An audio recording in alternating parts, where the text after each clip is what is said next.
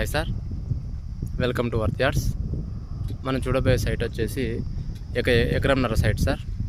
ఇదే అండి, జస్ట్ రాజీవ్ రహదారి చూడండి. రాజీవ్ రహదారికి జస్ట్ 100 నుంచి 150 కిలోమీటర్ల దూరంలో మాత్రమే ఉంటుందండి సైట్ వచ్చేసి. ఇదే సార్ సైటు. ఇది మన కనబడేది రాజీవ్ రహదారి. ఇది ఈ పచ్చ మొక్కజొన్న పక్క పెట్టి ఉన్నదండి సైట్ అండి.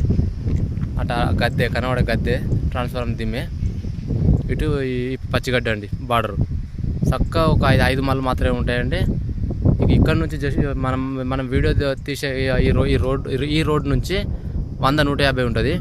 అదే ఈ సైట్ మనం కనబడే సైటు లాస్ట్ మడికి వచ్చేసి అటు సైడ్ కింది మడికి మాత్రం జస్ట్ 20 మీటర్ల దూరంలో మాత్రమే ఉంటుందండి రాజీవ్ రహదారి. ఏది లాస్ట్ మడికి 20 మీటర్ల దూరమే జస్ట్. కాకపోతే రోడ్డుకు మాత్రం జస్ట్ 100 నుంచి 150 మీటర్లు రావాల్సి ఉంటుంది. సైట్ మాత్రం రెడ్ సాయిల్ అండి. చెరువు పార్కం అండి. వాటర్ వచ్చేసి చెరువు పార్కము. మంచిగా ఏది కాలువ పక్కనే ఉంటుందండి. ఇది కాలువ అండి కనబడేది. కాలువ పక్కనే ఉంటుంది ల్యాండ్. బిట్టు కూడా మంచిగా ఉందండి. లోతుకు తగ్గ ఫేసింగ్ ఉంది. సైట్ కూడా రెడ్ సాయిల్. కరీంనగర్కు ఒక 40 కిలోమీటర్ల దూరంలో ఉంటుందండి సైట్ వచ్చేసి. సిద్దిపేట నుంచి ఒక 25 కిలోమీటర్ల దూరంలో ఫార్మర్ దగ్గర ఉందండి. ప్రజెంట్ సైట్ వచ్చేసి ఫార్మర్ దగ్గర ఉంది. తక్కువ రేట్లో ఉందండి. ఛాన్స్ ప్రాపర్టీ అని చెప్పొచ్చు సార్.